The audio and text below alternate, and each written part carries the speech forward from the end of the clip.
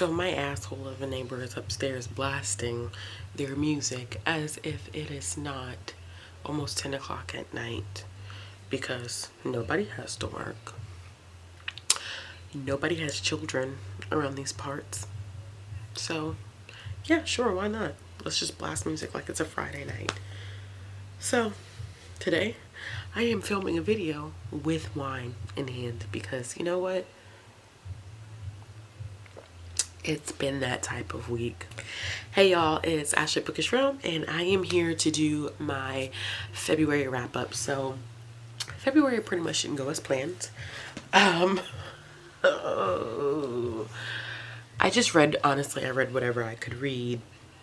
It's been really tough. Work has been really busy. You guys know that I'm a single parent. So my little one is getting older now. She's requiring, not that she didn't require a lot of attention before, but it's just some important moments that are happening right now and she's more important than anything. So I haven't really been reading as much. I haven't been making videos as often. I've been putting out at least one video a week and I think that is great that I am attempting to do that. I've been on my blog probably like twice a week, just trying to at least maintain a presence.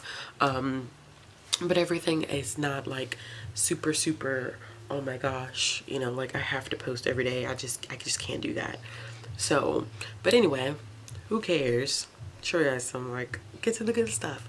So as always, we're going to start off with some statistics, and I'm going to start with, of course, the number of books that I read. I read 16 books this month with a total of 2,808 pages. As far as the genres are concerned, I read 1 nonfiction, 4 picture books, 5 graphic novels, 3 romance and contemporary, 1 mystery, and 2 science fiction fantasy. In terms of the age breakdown, I read 4 children's books, 2 middle grade books, 5 YA, and 5 adult. For the format, I read 9 physical books, 4 ebooks, and 3 audiobooks. For the sources, I did a horrible job again.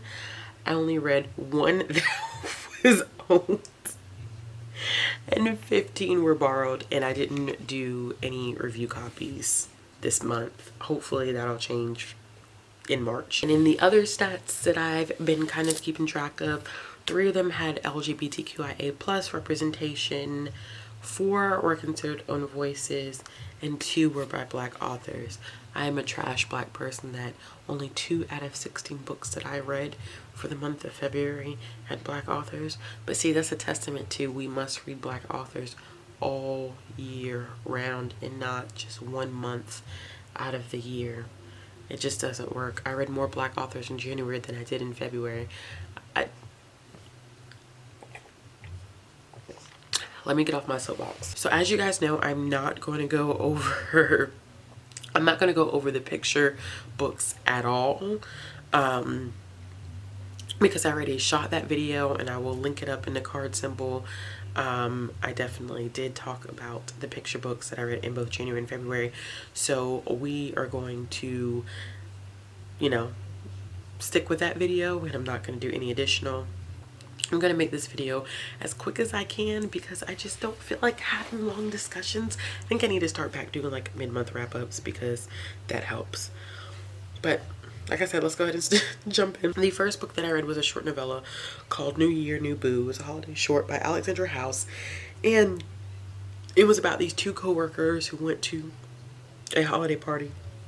They ended up, you know, finding that they had an attraction, and it goes from there. It was really short, like 60 pages type short, but I really did enjoy it, and I ended up giving that one a 4 out of 5 stars. The next thing that I read was The Assassin's Blade by Sarah J Maas. I have a whole spoiler reading vlog for this, so I'm not going to talk about this one much either, but I did end up giving it 4 out of 5 stars. I definitely enjoyed it a lot more than I anticipated. I thought it was fun. It was exciting. It was a lot deeper than I expected. I really liked Selena Sardothian as a character. I think it explains so much, and I cannot wait to pick up Throne of Glass this month. I think Meg has already started reading it. She messaged me on Instagram today, and she only has like 100 pages left, so I need to get with the program. The next book I read, I actually listened to this one on audio. It is the 57 Bus, a true story of two teenagers and the crime that changed their lives. And I did end up giving this one 4 out of 5 stars, and it's by Dashka Slater. And it's a reporter who wrote this, and it's about two teens who both go to school in California, but one goes to a city school, the other one goes to more, I don't know if it was a charter school, but it was definitely a situation where they were going to a more affluent school, and this won the Stonewall Award from ALA, and basically it looks at how a black boy is treated in the system after he commits a crime that's considered a hate crime because the individual that he harmed identified as non-binary, and it was so heartbreaking to listen to this audiobook because you can tell that the justice system is really screwed up. And a lot of times when we rag on teenagers, we don't realize that developmentally they're different from adults, and their frontal the frontal aspect of their brain, I don't want to say cortex, but the frontal aspect of their brain is not fully developed as ours is as adults. And I believe your brain development really doesn't stop until your mid-20s. So they make rash decisions and don't realize the consequences of their actions until later on. So this kind of plays into that. It doesn't justify what he did, but it explains why he would have engaged in that sort of behavior, and then as a result how the justice system completely failed him and tried to try him as an adult. It was heartbreaking to see both perspectives of this. I really felt for Sasha. I felt for Richard. It was such a powerful book. If you have not read The 57 Bus, definitely give it a try. One of the most powerful books that I've read so far this year. And like I said, I ended up giving it 4 out of 5 stars. The next thing I read was actually a comic book, and it was The Avant-Gardes Volume 1 by Carly Houston. I loved this. I think Carly also wrote Heavy Vinyl, if I'm not mistaken, so I already had some experience with their work. But The Avant-Gardes is essentially about this misfit basketball team, and they're trying to make it work for them, and it's about just transfer from another school, and they're trying to forget what they know about basketball because they didn't have a good experience, but then they're convinced to join the team when they get to the new school. And it has really, really good LGBT rep. I absolutely enjoyed it. I loved the artwork and the coloring. It was just absolutely beautiful, and I ended up giving that one 5 out of 5 stars. After that, I read a single issue, and that was Something is Killing the Children, issue number 2 by James Tynion IV. I don't want to say anything about this because this is the second issue in the series, but I have talked about the first issue before, and it is about this creature that apparently is targeting and killing kids, and this girl comes into town and she is there to fight this monster and help this town figure out what exactly is going wrong. I am super enjoying this. I need to read issue 3 and 4 this month, but I did end up giving that one 4 out of 5 stars. After that, I read another short, cute contemporary, and it is called Claiming You by Tina Martin, and it was so good. It was based on this fake marriage that happened between, and I don't want to miss their names, Emery and Remy, and they met, they became friends, and then he asked her to marry him for business purposes, and then of course the two of them have feelings for each other, but they never really discussed it, and there's some other secrets that go on his end. I thought it was cute. I absolutely enjoyed it, and I look forward to reading more by Tina Martin. I actually want to continue to read that series because I got this copy on Kindle Unlimited, and I'm really looking forward to actually being able to read the rest of her stuff. So after that, I read The Tea Dragon Society by Katie O'Neill. This is a booktube favorite, and I can definitely understand why. This is such a cute book that focuses on a world where there are things called tea dragons, and they actually have tea leaves that grow from their horns, and they have to be nurtured and cared for in a certain way to maintain that healthy growth. And we are introduced to are two characters. I am so bad, y'all, at remembering names, so please don't be upset. But our main character's name is Greta, and she's actually supposed to be picking up a trade in iron forging, but she comes across these individuals that work with tea dragons, and she's really interested in the trade, and she learns more, and she befriends another character whose name I also am forgetting because I'm just horrible with names, but they become friends. And she has memory issues, so they're kind of working together, but it kind of ended on somewhat of a cliffhanger. But it's great because I actually have, hold on, I have the second book, The Tea Dragon Festival, which I'm super excited to read, and this one is definitely thicker, but I think this one is also going to be super fun to read after reading The Tea Dragon Society. And in case you guys were wondering, I did give that one 4 out of 5 stars. After reading that, I picked up Best Friends by Shannon Hale and Luan Pham, and this is the second book in the Real Friend series by Shannon Hale, and this is basically kind of autobiographical in some sense. She does always say that this is based on her memory, and you know, when she's writing from the perspective of her 11-12-year-old self, it may not always be the most accurate but as Shannon is transitioning into junior, I think it's junior high, yeah, middle school, junior high-ish, and she has best friends, and it kind of teaches you what happens like when people grow and they change. They don't always maintain those friendships, and sometimes it's hard to keep up, especially with big friendship groups. It's hard to maintain because a lot of times what ends up happening is that people start talking about each other, there's gossiping, and people kind of split, and you don't know, like, it's just hard. I've always been like a smaller group of like friends, like that's always been my thing. Like I have a lot of companions, a lot of associates, but like best friends, always very small circle, because it's just so hard to maintain like big circles of friends, especially with a lot of different personalities. But I did enjoy this. This is like a middle grade graphic novel, but I did enjoy Real Friends a lot better. I felt like this one was a little all over the place. It just jumped from topic to topic, and I think that Real Friends just had better consistency, so I did only end up giving this one 3 out of 5 stars. So after that, I listened to the first book that I wanted to pick up for the SFF Awards.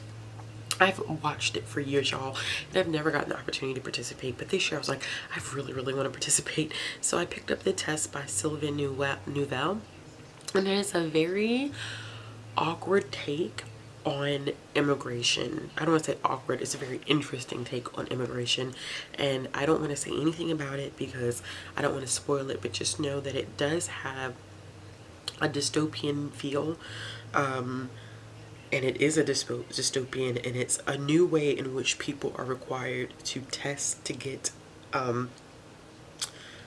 don't want to say a green, because green card to me is just like, I mean, I know, but in order to gain immigration in the UK or gain citizenship in the UK, it was so strange. Definitely interesting perspective, but it left me wanting more. And someone that I'm in a group with on Discord like made a really good point where they were like, maybe it would have been different had it been written from the perspective of an immigrant, but since it wasn't, it makes it a little bit more, I don't want to say not believable, but just not as authentic. So I only ended up giving it 3 out of 5 stars. After that, I ended up reading Love Boat Taipei, and this was by Abigail Heng Wen, and I haven't seen a lot of people talk about this one, but this is a 2020 release, and I was really interested in reading this because I found that I do not read a lot of books that have Asian characters as main characters, and I really wanted to do better about that, as well as I want to do better about so many different things. But this is one that I definitely had my eyes on for this year, and I love that is definitely a first generation immigrant story in going back and discovering your roots, and it talks about racism, classism. It touches on a lot of topics. It is kind of high school drama-ish, I would say. Like, it was a lot of drama, a love triangle to me that didn't really make sense.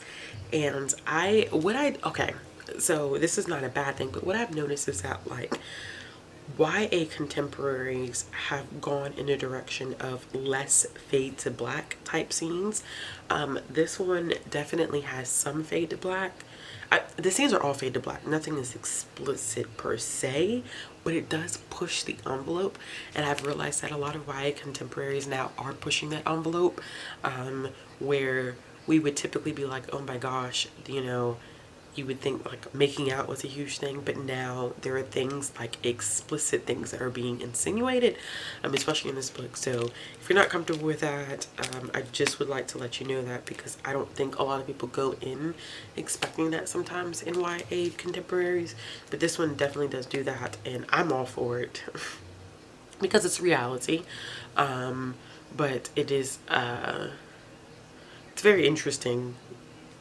It's just my own personal view. I just noticed that, and I was talking to my coworkers about that, because I was like, you know, I didn't realize that. I didn't realize that was kind of like a thing.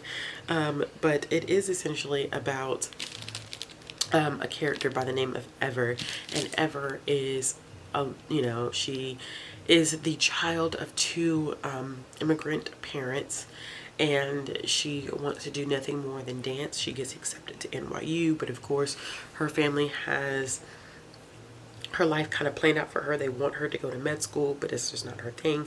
So the summer before she is supposed to go to college, they send her to Taiwan to this program that they call Love Boat. And she finds so many different reasons to kind of break her family's traditional rules about what she should and should not be doing. And some things kind of happen that are pretty crappy. She has a friend in here that I can't get down with. She apologized for something that she does in this book, but I could not get down with it, because what she does is something that could follow Ever for the rest of her life. And it was really, really messed up. And I understand like forgiving people, but I could not justify ever being friends with this girl again. But this is a pretty chunky book. It does come in at 414 pages, but it was such a quick read. I think I read it in 2 or 3 days. So if you're interested in that, I definitely would recommend checking this out. After that, I read The Okay Witch by Emma Steinkeller, and this was so adorable. This was the cutest thing ever. I did end up giving this 4 stars, and y'all, I definitely forgot to say what I gave Love Boat Taipei. I am so horrible about this, but I did end up giving that one 4 stars as well. But I gave this 4 stars, and this is about a young girl who figures out that she has lineage, basically being a witch, and she's coming into these powers. She doesn't know how to control them, and her family has this really, really dark history with the mayor's family, and it's so interesting. I definitely enjoyed it. I thought that the colors were so vivid. I love that these were characters of color. It was such a quick read. It took me a while to read it, I think, because I was picking up other stuff, but this is one that I think I am going to enjoy reading again in the near future. And the last book that I read or listened to was Truly Devious by Maureen Johnson. This is a mystery series that everybody's been so hyped about, y'all, and I don't get why. I did not really care for Truly Devious. I'm not excited to read the second book. I gave it 3 out of 5 stars because I liked the switching between like the historical element where there's a mystery in the past and a mystery in the present, and they kind of intertwine. I like that, but the ending was kind of like, it was a cliffhanger, but it didn't really tie in with the rest of the story, so it was just so disjointed that I was like, I felt like I didn't even understand what was going on. But I did like that the main character, Stevie, was so adamant about her passion in you know, solving mysteries in true crime, and she didn't let anybody deter her from that. And I love a strong female lead that definitely stands up for what she believes in, and I got that, but I just wanted more. I don't know why y'all hype this book up. The love interest was trashy. So I mean, I'm not saying that I won't, but I'm like not like super into trying to finish the series. like I said, I only gave that one 3 out of 5 stars. I will let you guys know if I decide to pick it up anytime soon. Probably not. Alright y'all, so that is it for my February wrap up.